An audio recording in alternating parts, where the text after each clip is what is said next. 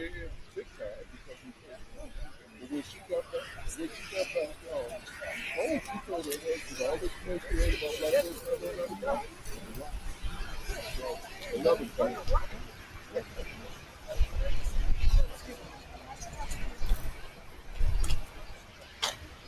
brother, how you doing?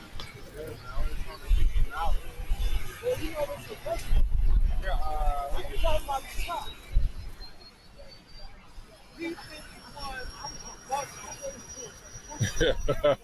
How you doing?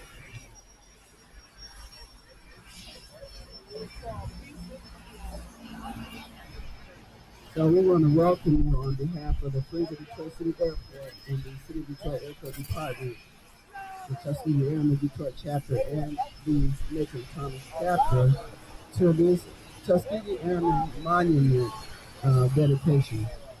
We've had a couple what we call soft dedications, and this was going to be a more formal dedication, but everything is not here yet, as you can see in place. Our original design has changed, and it caused a slight pause, if you will, in the completion of this project. But I think you could appreciate what the pause has been as we will go into discussion about it as we open.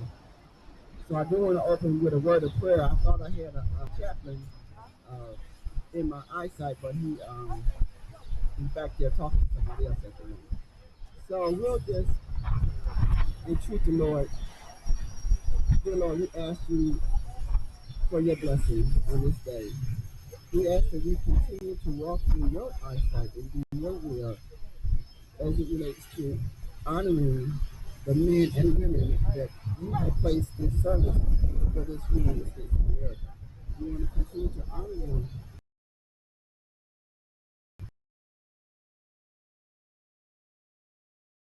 Stand here today in your eyesight, Lord. We ask for your continued blessing on this project of the Tuskegee Airmen Monument in the city of Detroit on this Memorial Day, May the 27th, 2024.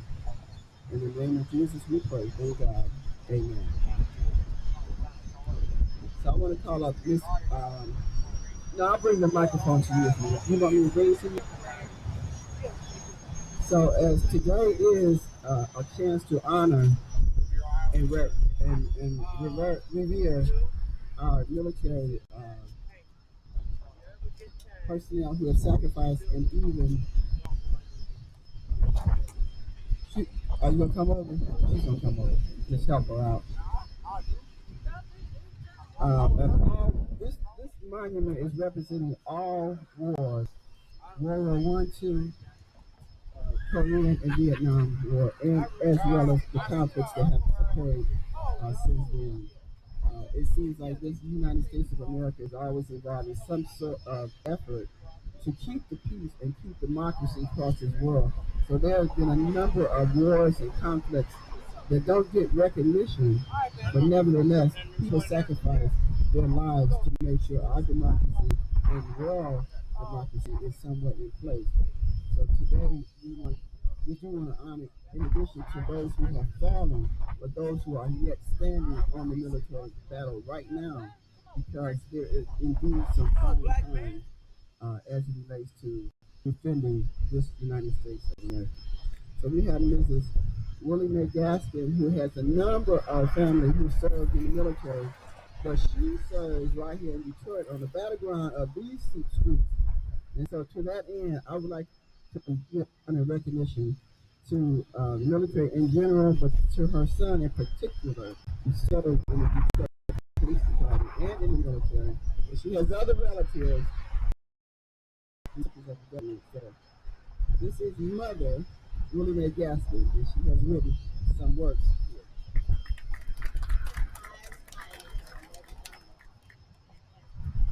As we said, am I coming through? We made a trip to Elmwood Cemetery and Trinity Cemetery this morning.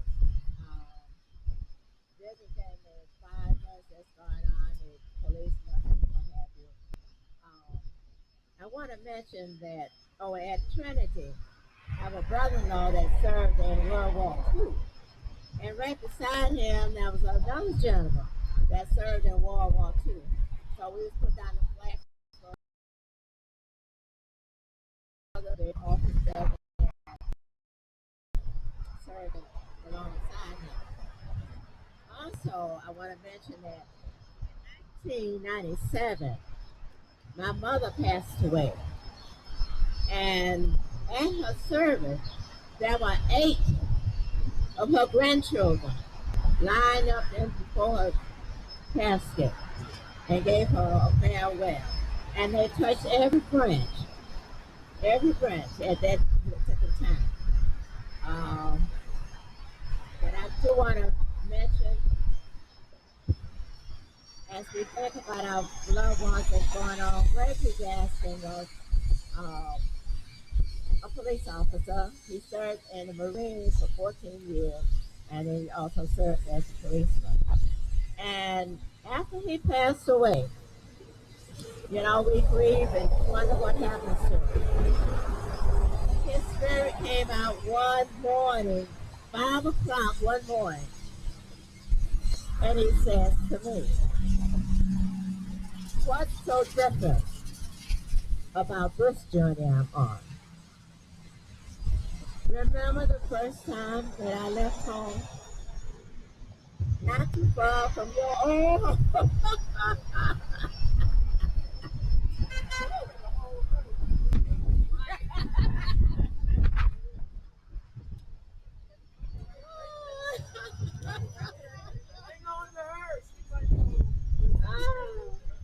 And he said, "What's so different about this journey I'm on?" We talked about my leaving home. We talked about going home and the folks back home. We talked about the homes that I once called home: California, Philippines, Norway.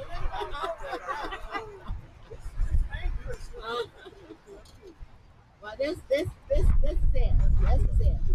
And what they telling us, whatever you do at this time, do what is best and keep on stepping. Don't give up. They said we are going on. Our journey is finished. But you keep on going. And I thank you for sitting here as we carry on. But it said, what's so different about this journey I'm on? We talked about my leaving home. We talked about the folks going back home.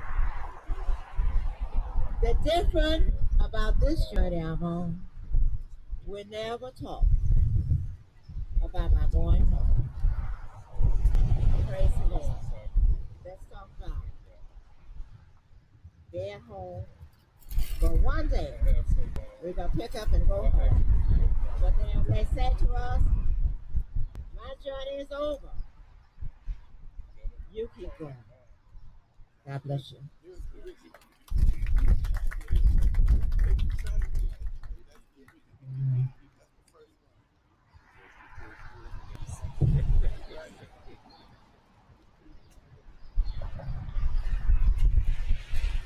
So, I just feel like we should be seen if they wasn't seen. Everybody should have come up with leaders and lift every voice be seen. Voice, anybody? Oh, anybody with a voice who can sing it. Okay, Bert Lowe said he'll sing it. The Navy. Yes, sir.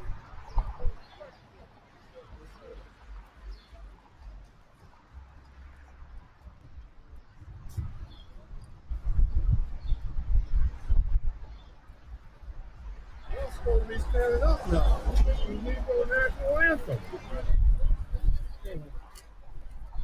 Let the rejoice and sing till earth and heaven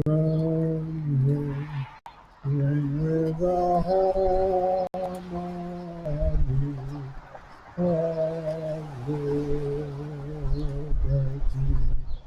There are voices right high as the listening sky. Let it resound loud as the rolling sea. Sing a song for the hope that the brightness of God. Sing a song for the hope that the brightness of God. Let the voice say, fill earth and heaven ring with the harmony and liberty.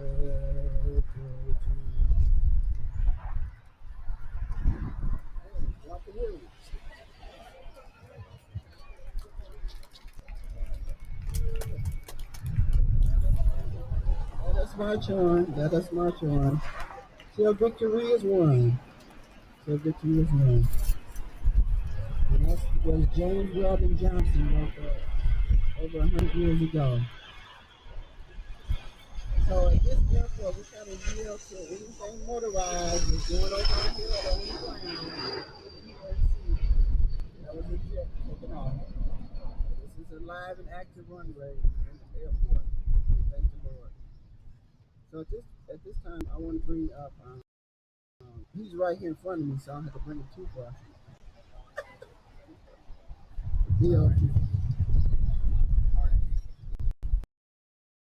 Good afternoon, everybody.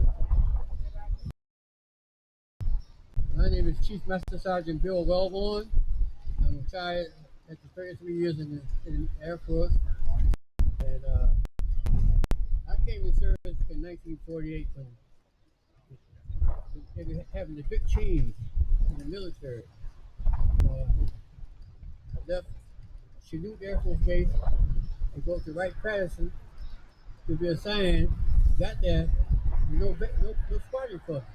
They deactivated all the squadrons. So I stayed out there for 3 or 4 days, and they sent me down to Biloxi, Mississippi, of all places.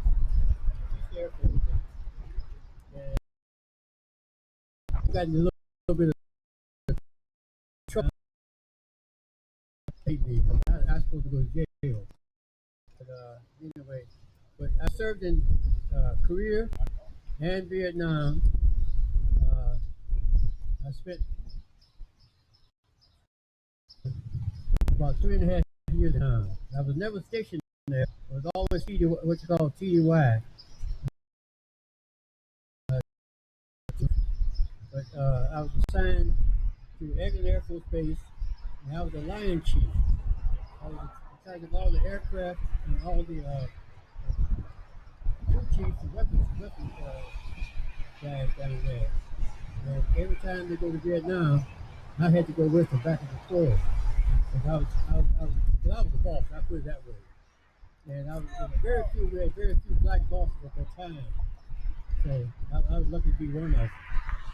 But the one thing I just wanted to say about Memorial Day, a lot of people go around and say, Happy Memorial Day.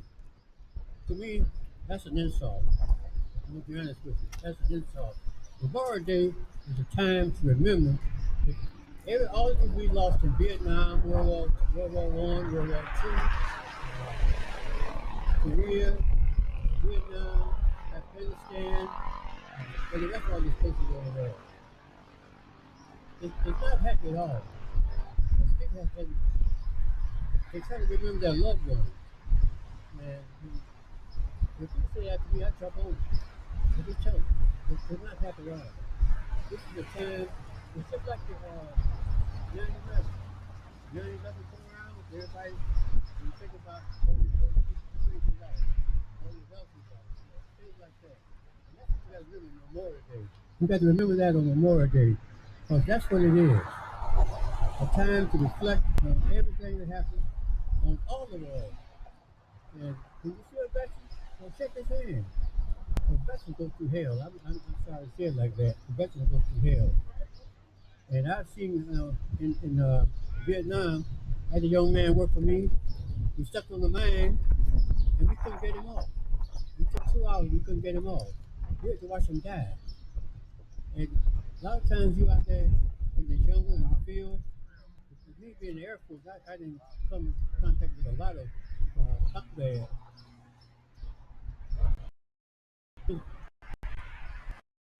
all the time.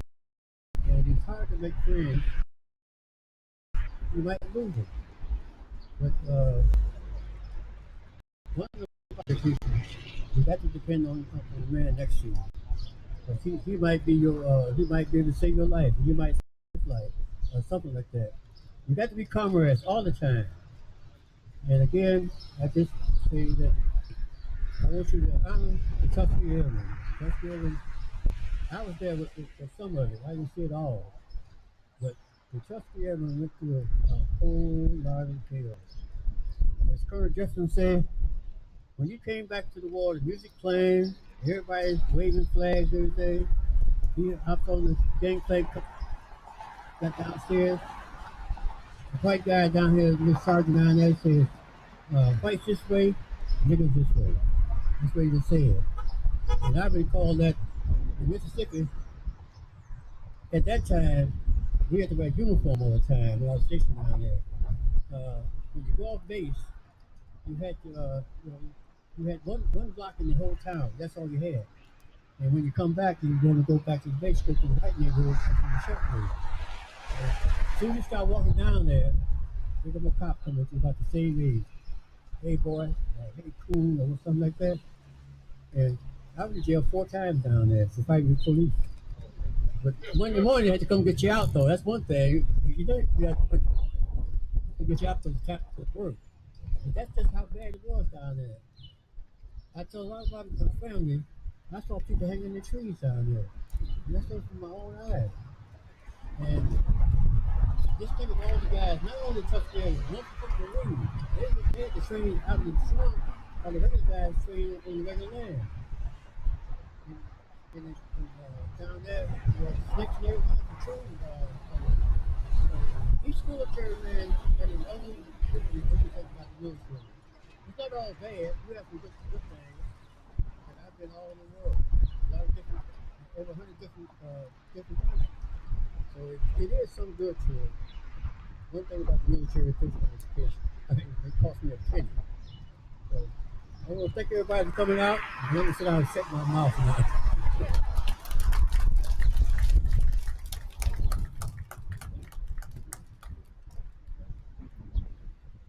I'm trying to figure out another way to do this without having to stick with it.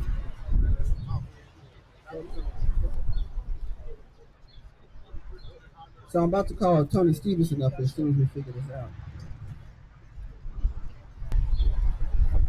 He's the president of the Detroit chapter.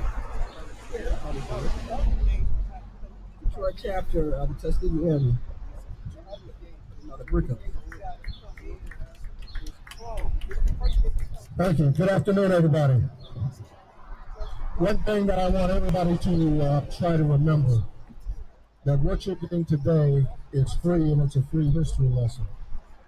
In every major conflict in this country, and I mean every major conflict in this country, from the Revolutionary War all the way till today, Black folks have been involved in those conflicts throughout this building of this country. And that's why it's always amazing to me, and unfortunately our historian is not here, but Eric Palmer will tell you the same thing in some of the speeches that he's given. It's amazing how, if you look back in 1925, the Army War College published a paper saying that we weren't good enough, we weren't smart enough, we didn't have the ability, we didn't have the brain size, and we couldn't do what we were doing to this country. And obviously that wasn't true. These men here proved that that was not true. For all those who were in the Navy, Dory Miller, a name that you all should know and remember, the Montford Marines, the Harlem Hellfighters, all of those men and women, Captain Ashley, will tell you that this wasn't true. This wasn't true. Not only did we fight in the European conflict, we were in the Asian conflict, in the Asian theater. So when people tell you that we were afraid to fight, that we didn't know how to fight, that we wouldn't take orders, that we were running and shucking and jiving, it's because they didn't give us a chance. They'd rather thought that we could be in the back peeling potatoes instead of carrying a M1 going out to fight. So don't ever listen to that. Don't ever let your children go without knowing the truth. And one of the things that when these gentlemen came home, they didn't talk about much, because if any of you all know the Dodas, they did not come home and brag about what they did, because people didn't believe them. What are you talking about? You didn't fly no airplane. You can't fly. You're lucky if you can drive a car. And that wasn't true. These men took their skills and their jobs and were very serious, and then couldn't get jobs in the airline industry. They wouldn't let them, because once again, y'all know what you're doing. You can't fly no plane. So you have to remember that. You have to know that. And we are the ones that have to pass this information on, because it's not being taught in the schools like it should be. You don't hear about that. You don't hear about the Navajo code talkers. And for all those who don't know about them, those were Native Americans who were detached to the Marines. They had a Marine soldier always with them. His job, he had one job. If they got overran or tried to get captured, his job was to kill that Native American, because the Japanese could not break that code. So it was an instant suicide mission, but they stepped up and did their job. The Japanese never broke that code. Just like the story goes that, we never lost a bomber. Tuskegee Airmen never lost a bomber. That's a nice fairy tale. It sounds great. It looks good. Sounds great in the movies, but it's not true. But now, did they have the best record out there in the Air Force? Yes, they did. Because they had discipline drilled into their brain. You do not leave the bombers. Your job is to protect those 10 men in that bomber, to get them to their target and get them back. It got so well that they were called upon by request. And that's why you will see it'll say called by request, because the white pilots requested them. They wanted it. They needed them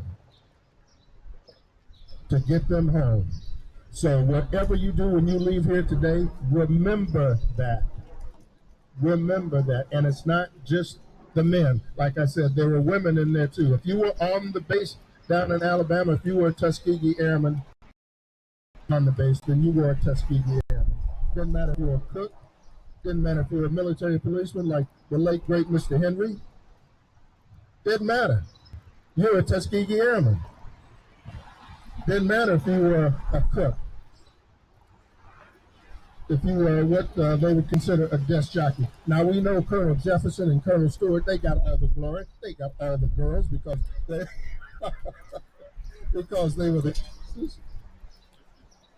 But without the mechanics, without people like O. Wellborn and them working aircraft, they didn't fly.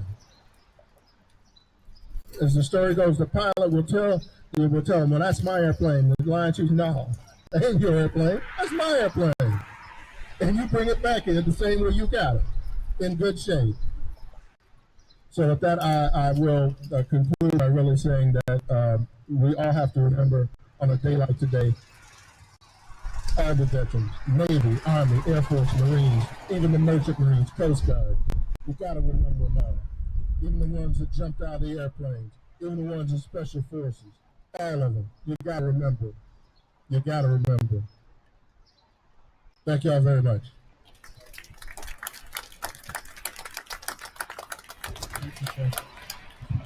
So I just want to back up a little bit, because we want to know, originally this was called Decoration Day. And because as a result of the Civil War, And when the war ended, the slaves, well, the former slaves in the Arlington area, over 10,000 of them got together because they knew about a mass grave of Union soldiers and some, Confederate, but most of them were Union soldiers had been buried. And that's how Arlington got started, was because um, they wanted to give a proper burial. These was black men and women who thought enough about the Union's, in regard to the race of the Union fallen soldier who was buried in the mass grave. But Decoration Day happened because some black folks could not let that go.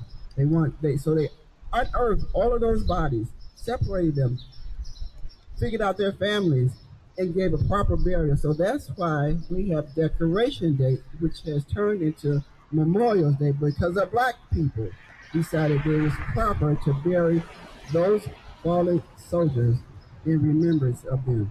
So when you think of Memorial Day, a lot of times black folks, we don't get our due as relate to history, because American history can be American history without blacks, period. And so remember and always honor, as somebody had said earlier, I think it was Stevenson, black folks have been in every single war conflict in America, from the American Revolutionary War. The War of 1812, which is how we got Francis Scott Key's song, the one, Star Spangled Banner. That war, you had black folks fighting on both sides, the Britain and America. Both was promised freedom to a degree. The American side really said, oh, y'all come and take up arms and help protect this new democracy here. And so that's where we got the occasion where when Francis Scott Key goes and says, the heroine, meaning the underdog, the slave, was not worth it. And so then he says at the end, the banner yet waved. The banner yet waved because why? Because black men took up arms to help defend America. That's why that banner yet waved, and why the British fell, because the British side of it, their promise was freedom, but the black folks didn't believe the British side. So they came over in record numbers to help America overnight. They had to fly that battle overnight. And when the star, as they said, when the sky was gleaming, it was gleaming because we had the backs of those American fighters, the American Revolutionary fighters. When the sun rose and he said the banner is yet waving, that's the only reason why it was yet waving.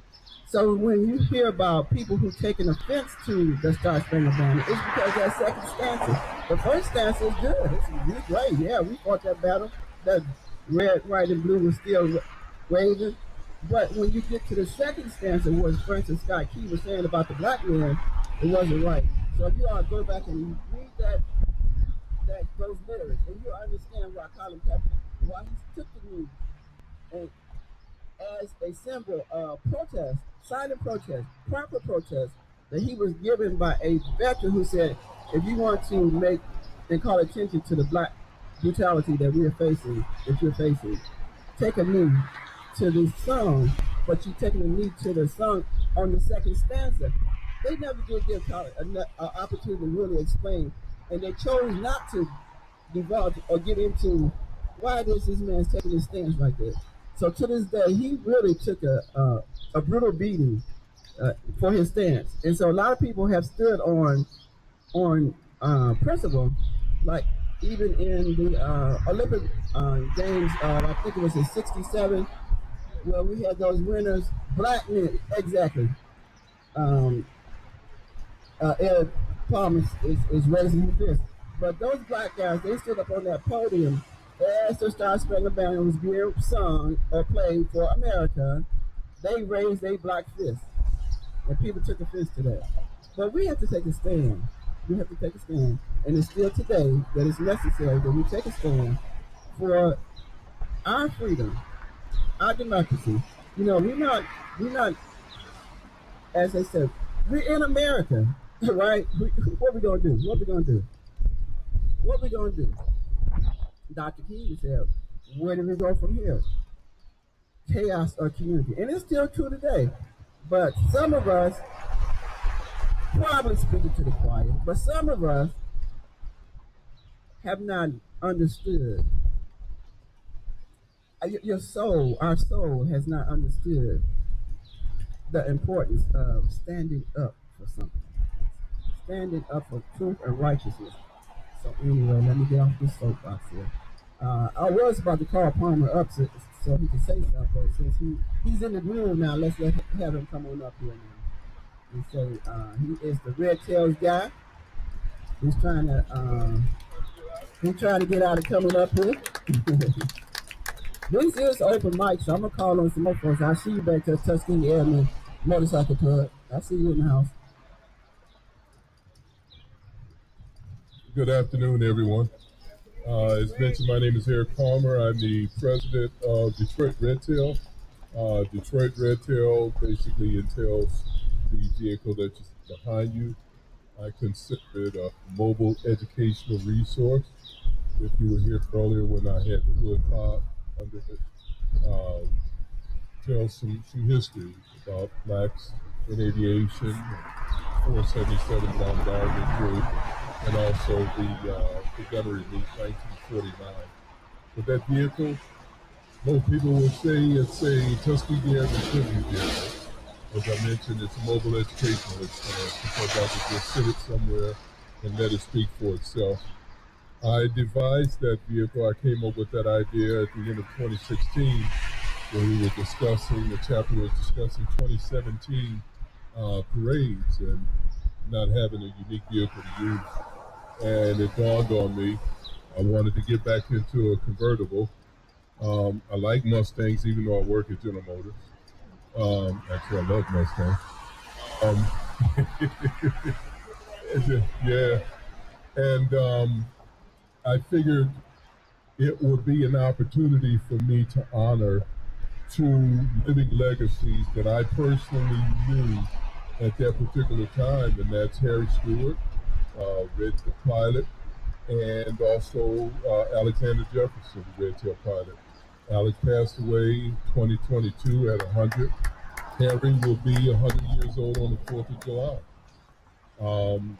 So I wanted for those guys, I wanted to put something together to educate people on the legacy and the history of the Tuskegee Airmen.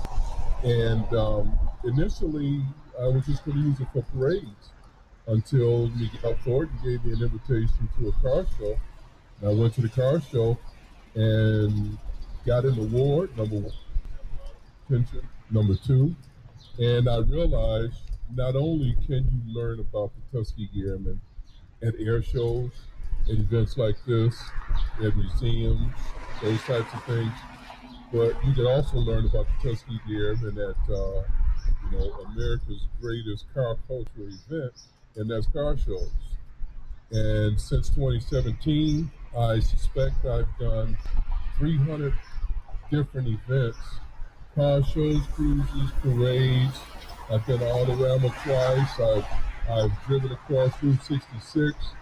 I've done things that those people in the car culture would like to do and have done.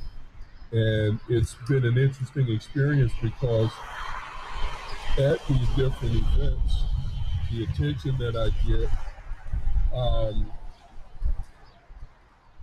I'm not going to say people are surprised, but there are people who know what they're looking at and people who know history. But unfortunately, 9 times out of 10, legitimately 9 times out of 10, that person doesn't look like me. I've been a variety of places where black folks have been, and they walk right on by me. This black guy standing there, biggest day. I mean, I'm 310 pounds, 6'5". I think I take up some space. With a uniquely looking vehicle, I mean, they walk right by me and not stop and they ask, bro, what's up? What is this? Or even ask me, bro, what's up with the swastikas on the side? Unfortunately, most people learn quickly if they want to know our history. So my, continued intent with that vehicle, my initial motto was rolling the Tuskegee Airmen into the American car culture. In other words, I was going to shove some Black history down your throat at your events. But now my motto is Torchbearer the Legacy, because I've been out, I've been exposed, especially here in Southeast Michigan. Um, Now, just like us as members of the Detroit chapter, we're torchbearers. Our daughters are the main. What's the term for the daughters? No, not documented, but as us as followers and teaching the legacy, we're the torchbearers, but they are the no, Pat, we're the torchbearers. They're, I can't remember. I'll think of it in a minute. But either way it goes, our purpose, vehicle's purpose, is to continue the legacy.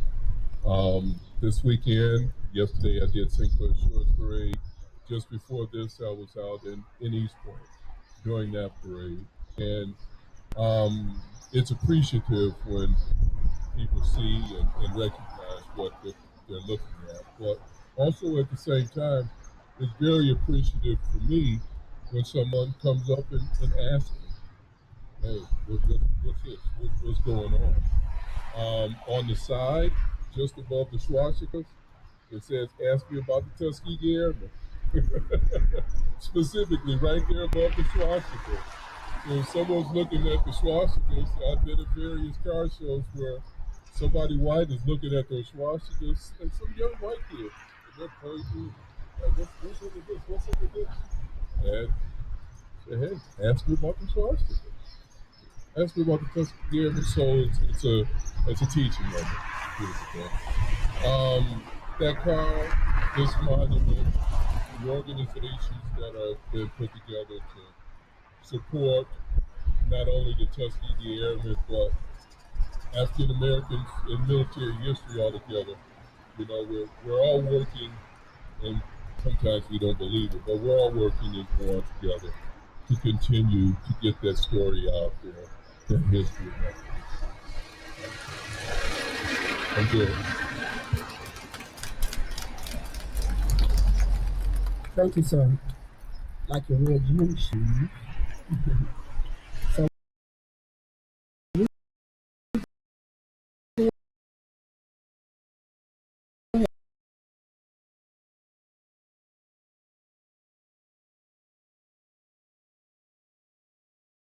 you want me to bring your mic to you, or you want to come over? She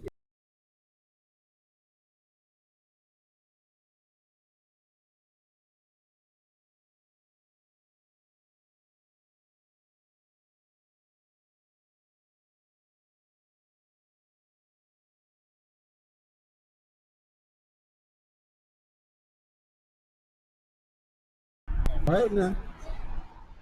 She trooped on.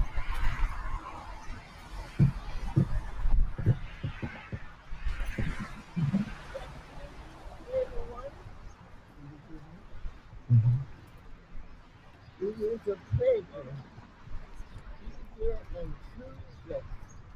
That we have this week to hear what I call the word. And Eric has just gotten up and given you the word. Now, this is got it. I am Oscar Richardson, and I was in the military. I don't really call myself a veteran because I never went overseas to a theater. But I worked at the Medical Surgical Nursing Home, the Army Medical Center, who received a lot of the men who had shrapnel, eyes out, just a lot of tragic scenarios. And I just want to say to all of you today that the history that you have been given, go back and refresh your mind, because it is a story. It is a story that everybody needs to know. One thing who I recently joined, I'm just a member of the Tuskegee Airmen. But I heard about them when I was either 17 and 18 years old. And they are a powerful organization. As a matter of fact, I call them a ship. They are anchored. They are not only anchored, they are sufficient. It's something to help everybody out. In other words, they are a ship that has a rope. Now, if you are swimming out there and someone throws you a rope, your hand gonna slip off. But the Tuskegee Airmen is so full of all of the provisions that one needs. They will throw you a rope, but it's got a knot in it, so you can catch a hold and swim ashore. This is just how organized the Tuskegee Airmen. I am a person who came out of Hampton, Virginia, and I know the struggle. I was there under segregation. I didn't know what segregation was. I told my father, I don't know why you're telling me that you can't teach it. What is that you trying to teach? I didn't know what segregation was. He said, I can't teach it. Well, as I got older and got out to work, I was one of those nurses from Pontiac that started in a hospital, and we 9 nurses had to carry a brown paper bag, sat at a table in a small room without a tablecloth, eating our food. Across from us was a big glass window where you could see the president and the white doctors eating at the same table. That's what my father was trying to tell me. He couldn't fix it, but I didn't see it. I just saw, well, they can know that. Well, I got to ever do with some of the struggles that I went through also. I went to Virginia and the father was here, brother was what was the doing. And when we did, as a lady, black like us, two together. And I need to start with maybe she's having a hard time this morning. After a while, we heard her kid, and she said, y'all come to the back of the bus. Y'all come to the back. Now, our intent was to go to see our father who had been hospitalized in Virginia. And she was saying, so we finally turned around a group of people in the back. They said, y'all gonna come to the back because they're taking you to the police. So the bus driver pulled over to the side, and he came back and he said, y'all gonna have to move. I said, move where? And he said, we're gonna have to move to the back. I pulled my money out. If I gave you a quarter, this one is good right here. This is not celebration. He said, yep, we're gonna have to go back. So anyway, we get off, we rode to the police station. His intent was to see our father, and we didn't really want to have something going. However, my life history, some of it, but that was before Rosa Parks. Now, I am the person who has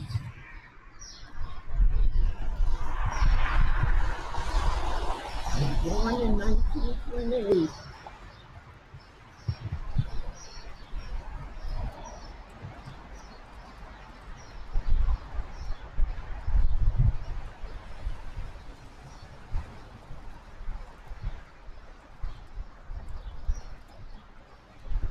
I'm sorry for the debate. I was born in 1928 during the Depression, and I had a mother who passed before I was a year old. I had 5 siblings, and of course my oldest sister, who was 11 at the time, had to take on the responsibility of becoming a mother. We survived because I had a nurturing father. And I'm going to make this short now.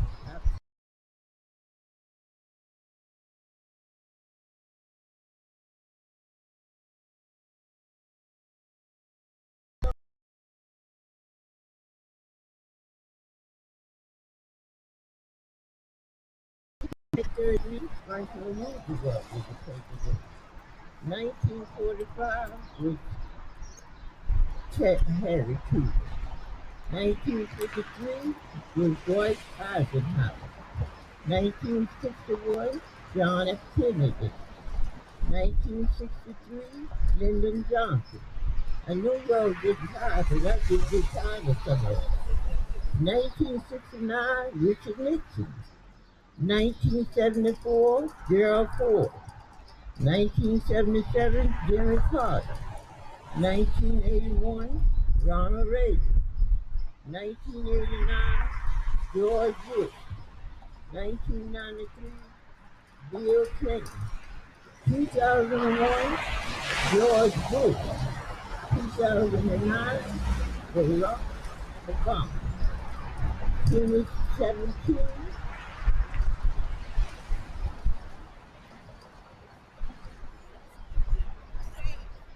I guess that's why I'm feeling the blame.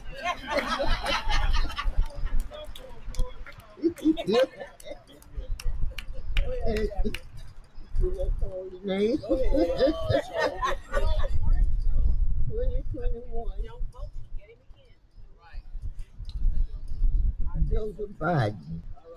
All right, so I just want you to know a little history that the Tuskegee Airmen to back them up, that we had hard times, but we survived because we used the skills of what the God has given us.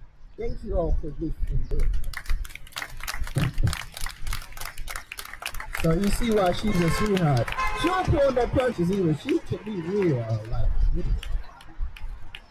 You want to introduce her cheers? Her daughter is so funny. I am so grateful I couldn't let this time go by to announce that I have 2 children, and they are just wonderful children. They really, really love the mother. They take the words that come out of their mouth, they take the looks, and they are just happy. Hello, my name is Sharita Richardson.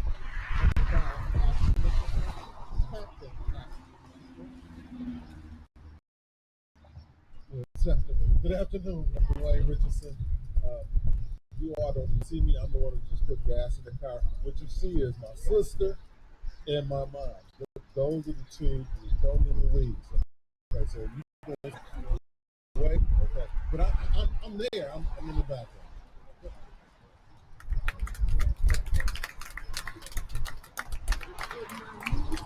You want to stand for me. Thank you so much.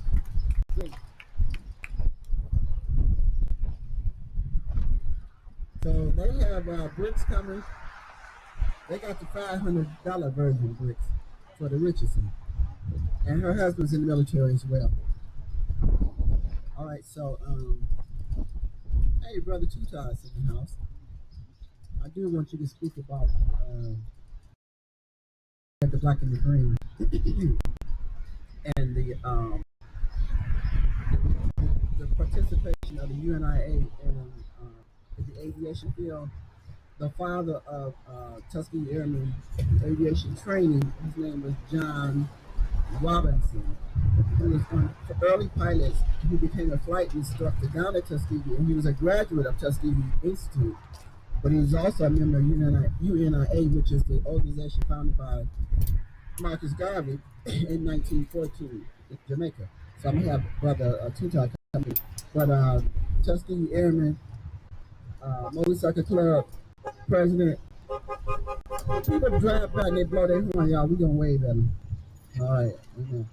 So And then my other friend who served in special forces, who's right next to me, say something like, you, Daniels. So anyway, he just went away, and that's him. And he's a full regular uniform. So, Big Greg, you want to come up and say something on behalf of the Tuskegee Airmen Motorcycle Club?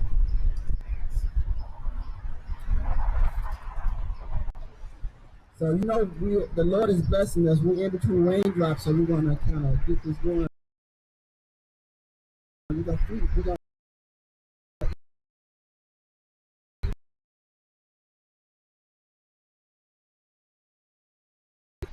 good coming too. The Tuskegee Airmen Motorcycle.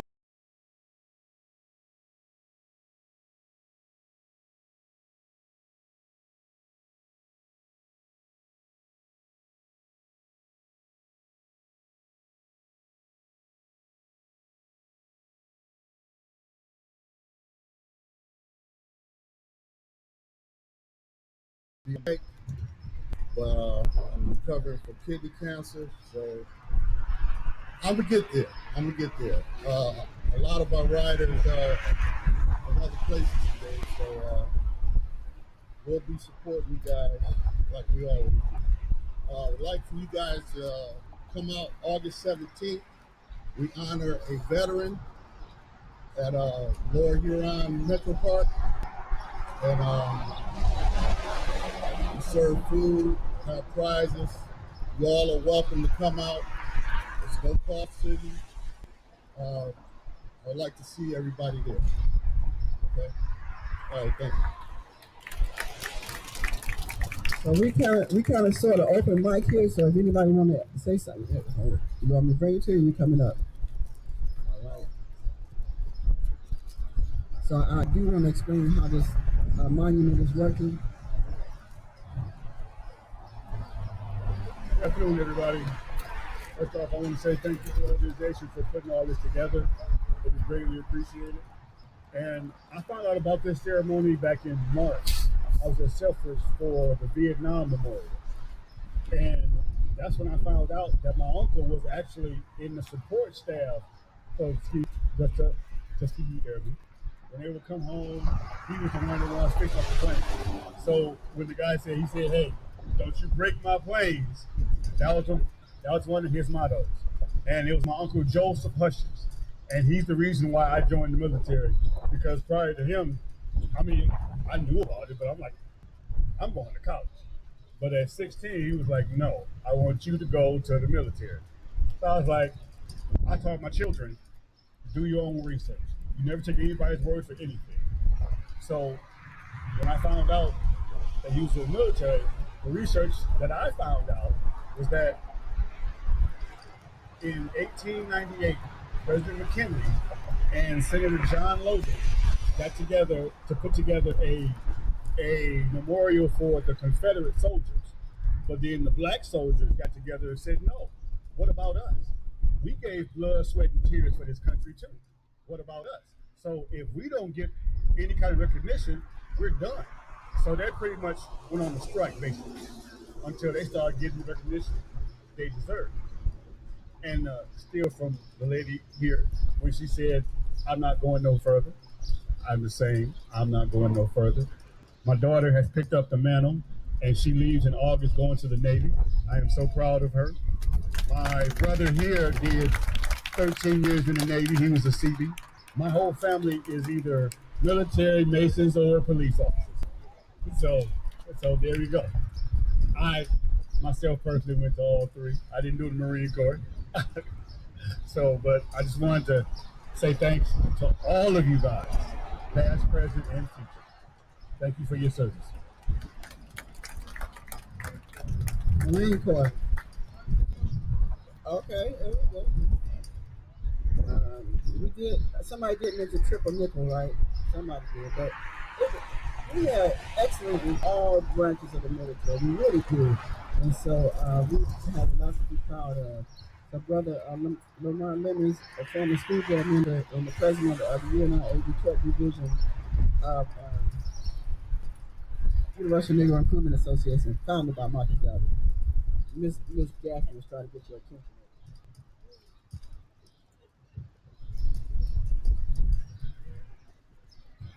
What a great Garvey Day. This is I think he said, do your own research. So the very first Memorial Day was put together by the former black Union soldiers who unearthed a massive grave that these Confederates had simply dumped, and they had been dumped together. African and the black soldiers, colored soldiers, we have so many names, but people of African extraction were came together and had the very first Memorial Day right after the Civil War, Declaration Day. And so the very first Memorial Day was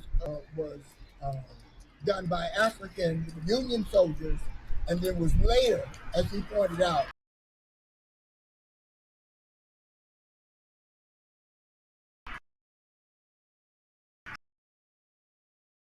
the very first Memorial Day was done and created by us. And when you do the research, you'll find that that was the precursor and the original memorial. And so we had a long history of fighting for a country that would not fight for us. Even the great Tuskegee Airmen were denied and were treated lesser than in a segregated military that treated German prisoners of war better than they treated their own African people of African descent.